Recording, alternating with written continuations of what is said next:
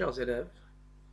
Dans cette vidéo, je vais vous donner la correction de l'épreuve test concours commun faculté de médecine, soit médecine générale, soit la médecine dentaire, c'est-à-dire le concours commun, ou bien la pharmacie.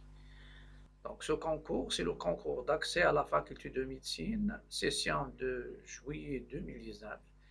Et c'est l'accès à l'université privée de Marrakech.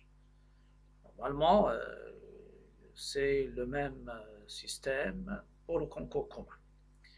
La question 21, c'était sur 2 points. V1, c'est une suite géométrique de premier terme U0 égale à 3 et de raison 9. Et on pose V1, c'est U0 fois U1 fois U2 fois jusqu'à UN, c'est-à-dire V1, c'est le produit des UN de U0 jusqu'à du UK de U0 jusqu'à UN. L'expression de V1 est ce qu'il est donné par le choix numéro A, le premier choix, deuxième, troisième, ou bien, c'est-à-dire quel est le choix convenable pour V1 parmi les 5. Je rappelle un peu, si je somme les entiers naturels de 1 jusqu'à n, ça c'est la somme des termes consécutifs, des n premiers termes consécutifs d'une suite du premier terme des entiers naturels, et c'est la somme des termes consécutifs d'une suite arithmétique de premier terme 1 et de raison 1. Et je sais que la somme, c'est le nombre de termes de 1 jusqu'à n, c'est n, fois la somme du premier plus le dernier sur 2. Mais c'est une règle. S, c'est 1 plus 2 plus n jusqu'à, si vous sommez de 1 jusqu'à n, le résultat final, c'est n facteur de n plus 1 sur 2. Et vous avez eu 1, c'est une suite géométrique. Donc, UN égale à U0 fois Q à la puissance n. Et je vais traiter maintenant c'est-à-dire le Vn. C'est U0 fois U1 fois U2 jusqu'à fois UN. Je remplace U0. U0, c'est U0. U1, c'est U0 fois Q à la puissance 1. U2, c'est U0 fois Q au carré. Jusqu'à U1, c'est U0 fois Q à la puissance n. Je vais isoler ce qui est en U0. Vous avez U0 fois U0 jusqu'à U0 ici. Combien de fois? De 1 à n, il y a n fois. Et il y a ce premier, ne pas l'oublier. Donc, il y a n plus 1 fois. Fois Q à la puissance. Si vous avez A à la puissance n fois A à la puissance m, c'est A à la puissance, la somme des puissances. Donc, fois Q à la puissance 1 plus 2 jusqu'à plus n. Et je vais remplacer U0. Et lorsque je somme U0 fois U0 fois, c'est-à-dire 3 fois 3 fois 3, n plus 1 fois, c'est 3 à la puissance, le nombre de fois. Fois Q. Q, c'est quoi? C'est 9. Et 9, c'est 3 au carré. Fois la somme, à la puissance la somme. La somme, donc, ça c'est U0 à la puissance n plus 1 fois Q à la puissance n facteur de n plus 1 sur 2, c'est-à-dire cette règle. Ça c'est l'application, avant de passer à l'application numérique. Après, je remplace U0 par 3 et Q par 3 au carré. Ça va me donner 3 à la puissance n plus 1 fois 3 au carré à la puissance n facteur de n plus 1 sur n. Et vous savez que A à la puissance n, le tout à la puissance m, c'est A à la puissance le produit. Donc ici, ça va donner 3 à la puissance 2 n fois n plus 1 sur 2, vous simplifiez bien sûr les deux, et ça va rester 3 à la puissance n plus 1 plus n facteur de n plus 1. Vous factorisez par n plus 1, ça vous donne n plus 1 facteur de 1 plus 1, ça veut dire n plus 1 au carré comme puissance. Et la bonne réponse, ça sera normalement, c'est B. Je passe maintenant à la question 22. On vous donne la fonction f définie f1 de x, la racine de x carré moins 1, ln de 2 moins x sur 4 plus x. Je sais que le domaine, c'est quoi? Au lieu de, je peux éliminer plusieurs cas ici, c'est-à-dire les cas, déjà, j'élimine les cas un par un, mais je vais me baser sur le domaine de définition. La racine existe, c'est ce qui est à l'intérieur est positif.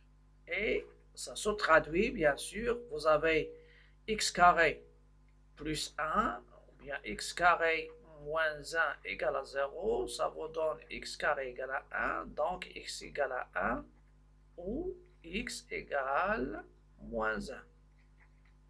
Et dans ce cas-là, je dresse un tableau de signes du trinôme. Il a deux racines, moins 1 et 1. À l'extérieur des racines, c'est le signe de A. Il est positif à l'extérieur, négatif à l'intérieur. Donc, il y a tout un intervalle que je dois l'éliminer, c'est-à-dire l'intervalle moins 1, 1. La fonction n'est pas définie ici, n'est pas définie. Donc, pour celui-là, c'est à exclure. Et on peut exclure les cas où il y a l'intervalle moins 1, 1, où une partie de l'intervalle est incluse. Je passe à la deuxième condition. La deuxième condition, ce qui est à l'intérieur de Ln est positif.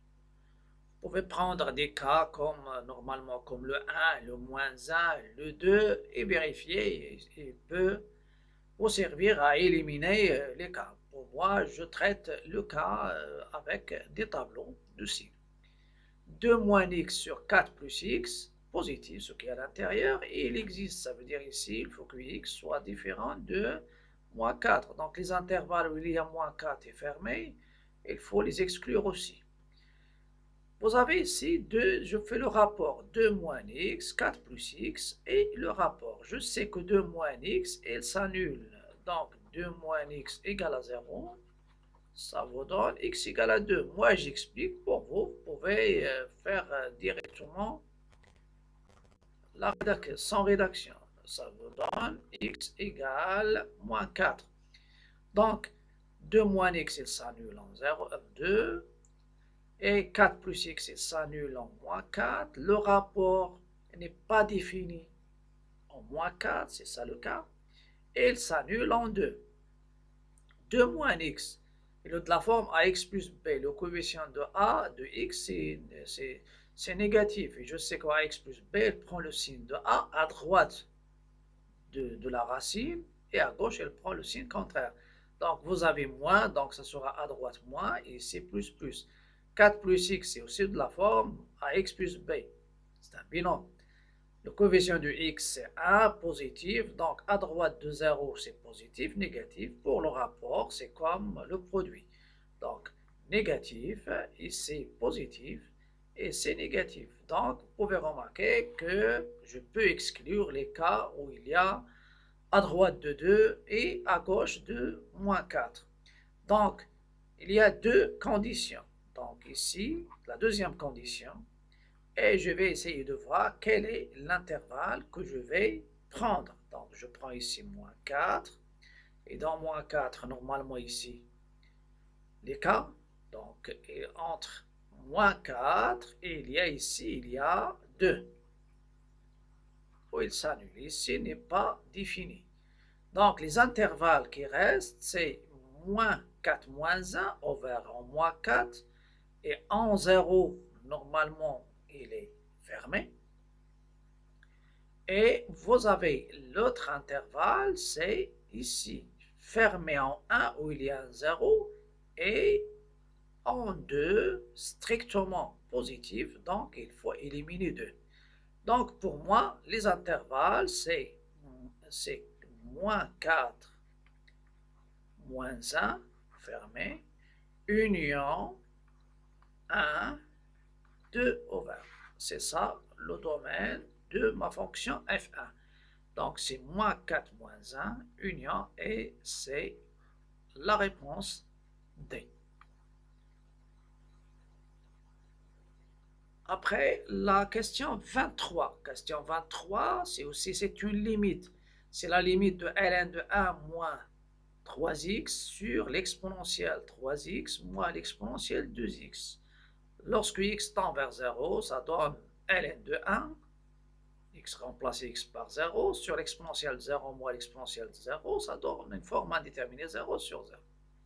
Vous pouvez utiliser la règle d'Hopital. Pour moi, je vais aussi utiliser les équivalences. ln de 1 plus grand x, il est équivalent à x lorsque x tend vers 0. Et l'exponentielle de x, il est équivalent à 1 plus x avec x au voisinage de 0. Ça veut dire x, il tend vers 0. Donc, on a x tend vers 0, donc 3x tend vers 0, 2x il tend vers 0, et aussi moins 3x il tend vers 0. Donc, ln de 1 moins 3x, il est équivalent à moins 3x. Et l'exponentielle 3x, il est équivalent à 1 plus 3x. L'exponentielle 2x est équivalent au voisinage de 0 à 1 plus 2x. Et je sais, lorsqu'il y a l'équivalence, donc je peux passer deux fonctions sont équivalentes, elles ont même limite. Donc étoile ici, c'est-à-dire ma limite, c'est la limite de moins 3x sur 1 plus 3x moins 1 plus 2x entre parenthèses. Après, il y a simplification du moins 1, ça reste moins 3x sur x, après simplifier, et la bonne réponse c'est moins 3, donc c'est C. Donc ça, c'est la question. Après, il y a la question 24. La question 24, c'est une question que j'ai déjà traitée dans pas mal de vidéos. F est la fonction définie sur l'intervalle ouvert 0 plus l'infini par f de x. C'est 2x plus l'exponentielle de x moins 1 ln de x. Son domaine, c'est 0 plus l'infini. Et on admet que sur cet intervalle, la fonction, il admet une fonction réciproque f moins 1 telle que f moins 1 de 2 égale à 1. Et je sais que si je veux calculer la dérivée de f moins 1 au point y0 qui est égal, c'est y0 qui est égal à f de x0, alors f moins 1 prime de f de x0, il me demande que f prime de x0 soit différent de 0 pour que ce résultat sera 1 sur f prime de x0. Voilà. Vous avez f moins 1 de 2 égale à 1. Donc, lorsque j'élimine f moins 1 ici, ça apparaît ici f, car f en f moins 1, c'est l'identité. Ou bien, vous avez y égale f de x, y égale f de x équivalent x égale à f moins 1 de y. Donc, ça vous donne 2, c'est f de 1. 2, c'est f de 1. Et je calcule la dérivée. F moins f' de x, c'est la dérivée de 2x plus la dérivée du produit. Et je sais que la dérivée du produit, c'est la dérivée de u fois v, c'est u'v plus uv'. Donc 2x, ça donne 2. La dérivée, l'exponentielle x moins 1' fois ln de x, plus x moins 1 fois la dérivée de ln.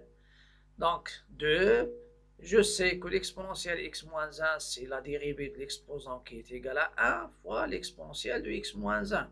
Voilà, fois ln, plus l'exponentielle de x moins 1 fois 1 sur x, car ln de x, sa dérivée de 1 sur x, après ça sera, je remplace directement x par 1, f' de 1, ça sera 2, l'exponentielle de 1 moins 1 qui est l'exponentielle de 0, qui est 1, ln de 1 c'est 0, ici c'est 1 fois 1 sur 1 c'est 1, donc ça me donne f' de 1 c'est 3, il est différent de 0, donc f moins 1 de 2 qui est f moins 1 prime de 2, qui est f moins 1 prime de f de 1, c'est 1 sur f prime de 1, et c'est 1 sur 3.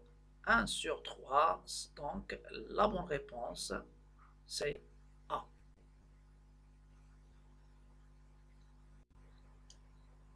Je passe maintenant à la correction de la question 25. La valeur de l'intégrale de 0 jusqu'à ln de 3, 6 sur 3 plus l'exponentielle 2x dx est égale à l'une des 5 valeurs données. Si vous avez une intégrale où il y a un rapport, pensez à une primitive de u' sur u de dx, c'est ln de valeur absolue de i de x plus une constante. Si je prends ici la dérivée du dénominateur, c'est-à-dire de 3 plus l'exponentielle 2x', c'est la dérivée de 3, c'est 0. L'exponentielle 2x, c'est la dérivée de l'exponentielle 2x, la dérivée de 2x fois l'exponentielle 2x. Donc ça donne 2, l'exponentielle 2x. Donc je vais changer un peu la forme. Ça, c'est pas la dérivée, c'est pas 6. Je remarque que si je multiplie le dénominateur par 2, c'est-à-dire 2, 3 plus l'exponentielle 2x, c'est 6 plus 2, l'exponentielle 2x. C'est pourquoi ici, je vais ajouter 2 l'exponentielle 2x et retrancher 2 l'exponentielle 2x pour pouvoir diviser la fraction en 2. Donc, ajouter, retrancher, après, je vais séparer deux fractions. Donc, l'intégrale sera de 0 jusqu'à ln de 3, de 6 plus 2 l'exponentielle 2x sur 3 plus l'exponentielle 2x, moins 2 l'exponentielle 2x sur 3 3 plus l'exponentielle de 2x. Et vous pouvez remarquer ici, ça apparaît la dérivée du dénominateur. Après, je factorise par 2 et je simplifie. Et je fais donc, ça devient l'intégrale de 0 jusqu'à ln de 3 de 2, moins la dérivée de 3 plus exponentielle de 2x sur 3 plus exponentielle de 2x dx. Une primitive de 2, c'est 2x. Entre crochets, je passe bien sûr aux primitives, moins ln de 3 plus l'exponentielle de 2x entre 0 et ln de 3. Ça, c'est positif. Donc, je remplace 2 ln de 3 moins ln de 3 plus l'exponentielle de 2 ln de 3 moins, entre parenthèses, 0 moins ln de 3 plus l'exponentielle de 0. L'exponentielle de 0, c'est 1. Je passe à l'exponentielle de 2 ln de 3. C'est quoi? C'est l'exponentielle de ln de 3, le tout au carré, et vous avez l'exponentielle ln de a, c'est a. Donc, ça donne 3 au carré, c'est 9. Et je remplace. Ça va donner i, c'est 2 ln de 3, moins ln de 3 plus 9, c'est 12, plus ln de 4. Moi avec moi, ça donne plus. ln de 12, c'est quoi? C'est ln de 3, 4 fois 3, c'est ln de 4 plus ln de 3. Et vous avez un moins ici.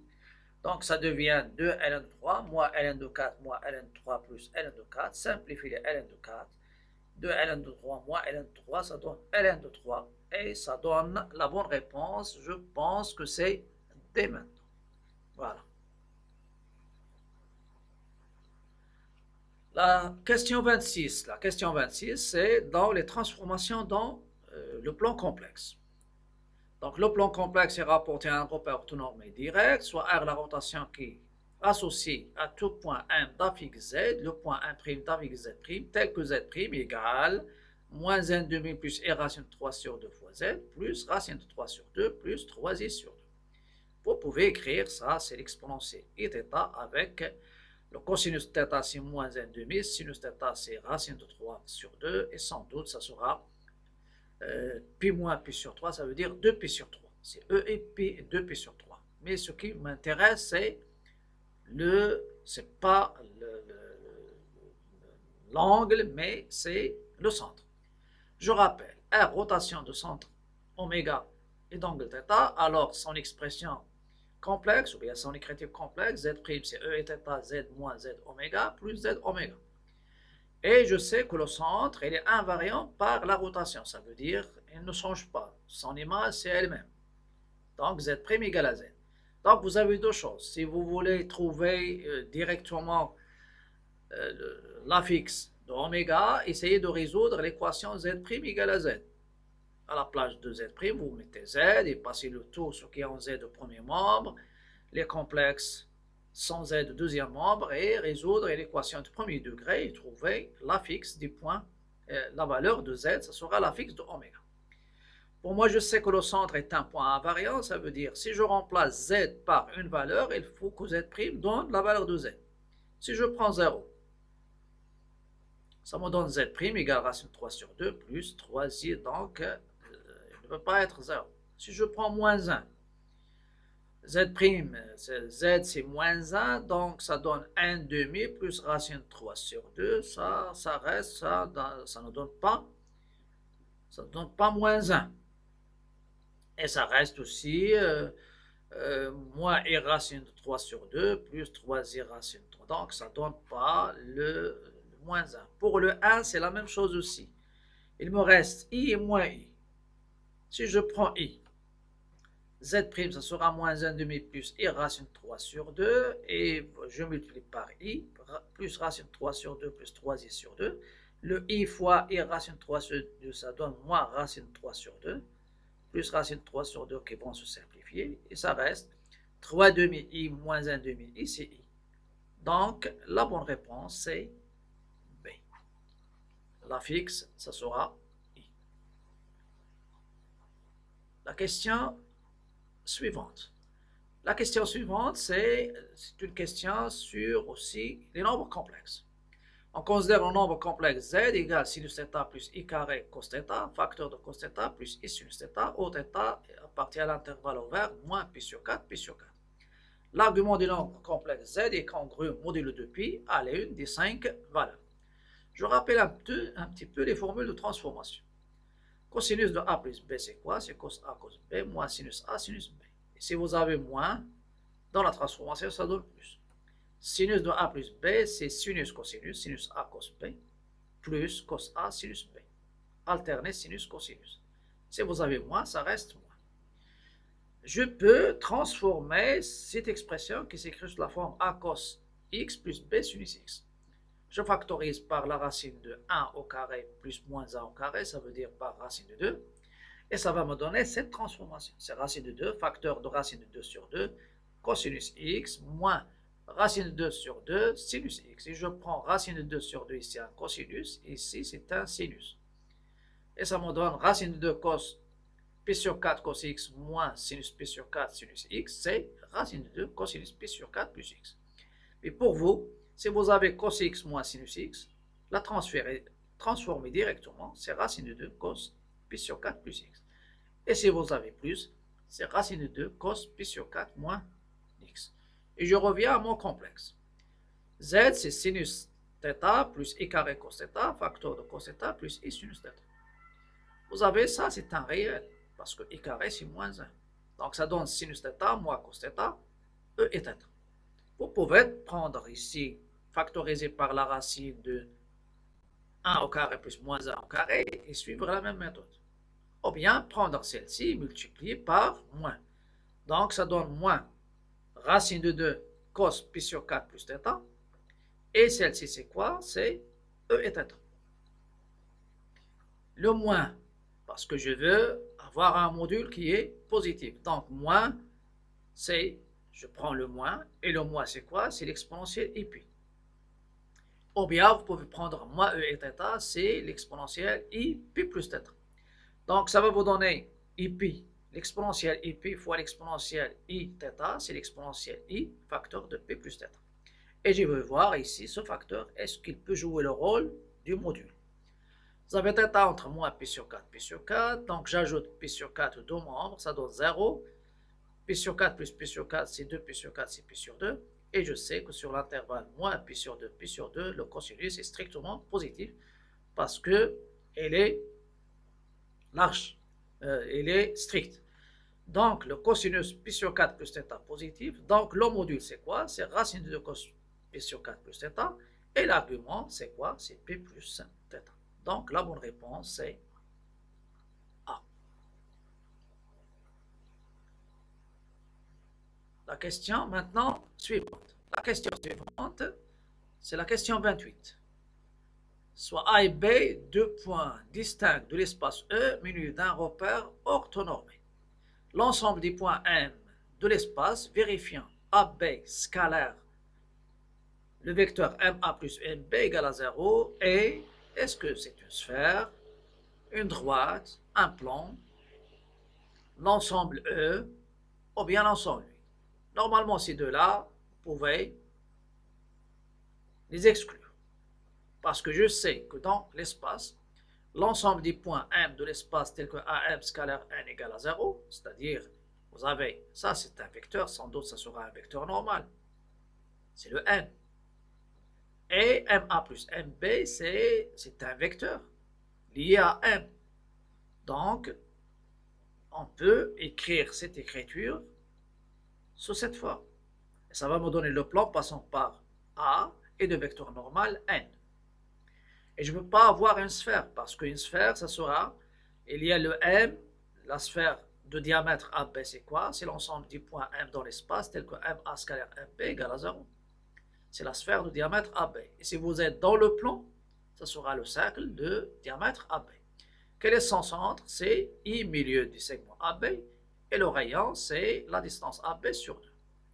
Je vais revenir à l'écriture qui était déjà donnée. Donc, normalement, ce n'est pas une droite, parce qu'une droite, c'est l'ensemble des points M de l'espace, tel que, par exemple, si elle passe par A, tel que AM est collinaire à un vecteur U. C'est égal K fois U. Donc, ce n'est pas une droite, ce n'est pas une sphère. Vous pouvez cocher directement, c'est un plan. Et je vais expliquer ici. M appartient à l'espace, on a AB scalaire MA plus MB égale à 0, est équivalent à B, vous avez MA plus MB, c'est-à-dire ça, on sait déjà que MA plus MB, je peux compléter un parallélogramme. C'est-à-dire, ça donne MD. Et vous avez le parallélogramme, c'est AMBD, de diagonale DM.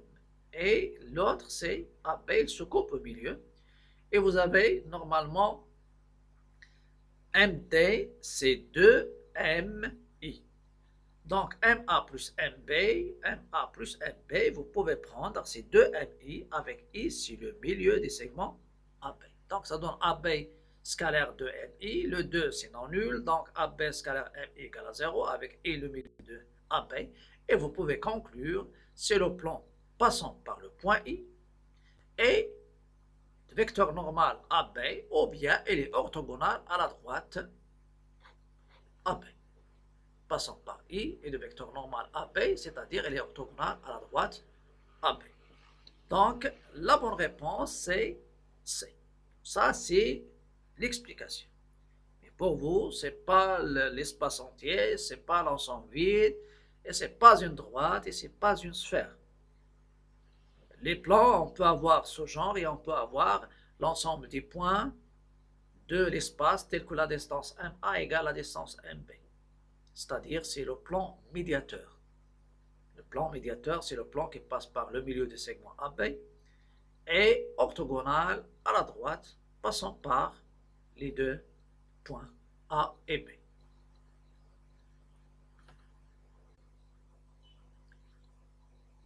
Il nous reste maintenant deux questions de la probabilité. La question 29 et la question 30, ce sont deux questions qui sont liées. Dans une population, 25% sont obèses, des individus. 30% sont hypertendus. 40% sont obèses ou hypertendus. On choisit aléatoirement une personne de la population. La proba que la personne choisie soit à la fois obèse et hypertendue est donnée soit A 1 sur 5, B 2 sur 5, C 3 sur 5, D 3 sur 10 et E 3 sur 20. Et je vais rappeler, dans une expérience aléatoire, si vous avez deux événements de l'univers oméga, ça veut dire A c'est une partie de oméga, B c'est une partie de oméga, je peux parler de l'événement intersection et l'événement union. L'intersection, c'est l'ensemble des résultats communs entre les deux événements. Il y a la conjonction et. Ça veut dire où A est réalisé et B est réalisé aussi. Et vous avez l'union, c'est l'ensemble des résultats qui, bien sûr, appartient à A ou appartient à B. Donc, vous avez l'intersection. L'union, c'est quoi? L'union, c'est l'ensemble, c'est-à-dire, c'est les éléments qui appartiennent à A, les éléments uniquement à A, uniquement à B, et les éléments qui appartiennent à A et à B. Ce sont les intersections. La probabilité, il y a un résultat. Probabilité de A union B, c'est la proba de A plus proba de B moins proba de l'intersection. Et vous avez aussi la même chose, ça vient de cardinal de A union B, c'est cardinal de A plus cardinal de B moins cardinal de l'intersection. Et si les événements sont incompatibles, ça veut dire si l'intersection et l'ensemble vide, il n'y a pas d'intersection, la proba de A union B, ça sera la proba de A plus proba de B. Je vais revenir à mon exercice. Je vais considérer deux événements principaux. O, c'est pas 0, c'est O. La personne choisie est obèse. H, la personne choisie est hypertendue. Donc, O union A, c'est quoi? E union H, la personne choisie est obèse ou hypertendue. Et le OU, il se transforme dans les ensembles à l'union. Et O inter H, c'est quoi? La personne choisie est obèse et hypertendue. Donc, c'est l'intersection. Donc, ce qui m'intéresse après, quelle est la proba pour la personne choisie soit obèse et hypertendue? C'est ça la question. Donc, je vais passer à la solution, c'est-à-dire la suite. Ça, c'est l'énoncé. Quelle est la probabilité que la personne choisie est obèse? C'est 25%. Donc, c'est un pourcentage. Donc, 25%, c'est quoi? C'est 25 sur 100. Donc, la proba, c'est 0,25. Proba que la personne choisie est hypertendue. C'est 30 sur 100, c'est 0,3. La proba que la personne choisit obèse ou hypertendue. C'est la proba de O union H. C'est 40 sur 100, c'est 0,40. Et on sait que la proba de A union B, c'est quoi? C'est la proba de A plus proba de B moins proba. Donc, ici, c'est O, pardon, c'est O inter. Donc, inter H, c'est ce que je viens de prendre. J'ai pris O et H. C'est O inter H, c'est la proba de O plus proba de H moins la proba de O inter H. Ça, c'est O inter H. Et je remplace. Proba de O, union 1, c'est 0,4. Proba de O, c'est 0,25. Proba de hypertendu, c'est 0,3. Et je fais passer proba ce moins, je fais passer celle-ci au premier membre, ça devient, c'est la proba de obèse et hypertendu. Obèse et hypertendu. Elle est égale, voilà. Donc, il est égal à, cette somme, c'est 0, 2, donc vous avez 3, donc ça c'est 0, donc 0,3 plus 0,25, 0 plus 5 c'est 105, 3 plus 2 c'est 5, donc 0,55 moins 0,4, ça donne 0,15. Et 0,15 c'est quoi? C'est 15 sur 100, en simplifiant, ça donne 3 sur 20. Donc c'est 3 sur 20. 3 sur 20, je vais rectifier ici pour mieux voir. Donc ça c'est O, ici c'est H. O inter, O union H, ça c'est O, et ça c'est hypertendu, O inter H. Donc la bonne réponse, je vais revenir à la bonne réponse, c'est 3 sur combien? 3 sur 20, donc c'est la dernière réponse. Voilà. Il nous reste maintenant une question. Une question sur la proba conditionnelle. La règle du probabilité conditionnelle. La proba de B, sachant que l'événement A est réalisé, c'est la proba de A inter B sur la proba de la condition. Et on peut mettre B slash A. Proba de A de B, sachant que A est réalisé. Donc, dans cette question, les données sont celles de la question 29. Sachant que la probabilité choisie, la personne choisie est obèse, la proba qu'elle soit hypertendue est donnée par, est-ce que c'est 1 cinquième, 2 cinquièmes, 3 cinquièmes, 3 dixièmes ou bien 3 sur 20. La proba cherchée, c'est quoi? Et la probabilité que la personne est hypertendue, sachant qu'elle est obèse. On a sachant que la personne, donc vous avez sachant. Donc, ça donne la condition. La condition, c'est obèse. Et je veux la réalisation de l'événement hypertendu. Donc, c'est-à-dire la proba de H, ça sent O. C'est la proba de O inter H sur la probabilité de O. La proba de O inter H, j'ai déjà trouvé 0,15. Et la probabilité qu'elle est obèse, la probabilité, c'est 0,25. 0,25. En multipliant par 100 numérateur et dénominateur, ça donne, ou bien en déplaçant la virgule de 2, ça donne 15 sur 25. Je simplifie ici par 5, ça donne 3. Et c'est 3 sur 5. 3 sur 5, c'est C. Ça sera tout. Et bonne chance dans le concours prochain. Et J'espère avoir bien sûr donné ce qu'il faut pour passer le concours commun en toute tranquillité. Bonne chance et à la prochaine.